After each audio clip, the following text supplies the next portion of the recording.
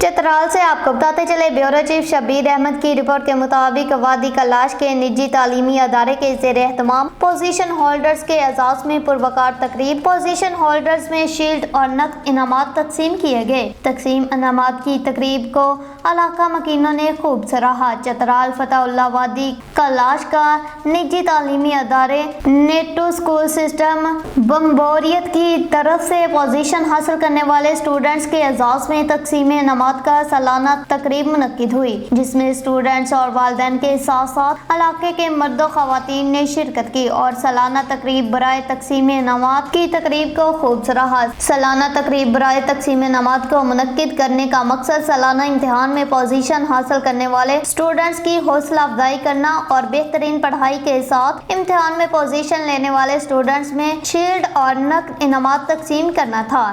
اس تقریب میں بچوں اور بچیوں نے نعت، ملی نغمے، تقاریر اور اسٹیج ڈرامہ پیش کیا۔ پروگرام میں بطور مہمان خصوصی سیاسی اور سماجی شخصیت شیر محمد کلاش اور پرنسپل گورنمنٹ ہائی اسکول بمبوریت بھی موجود تھے۔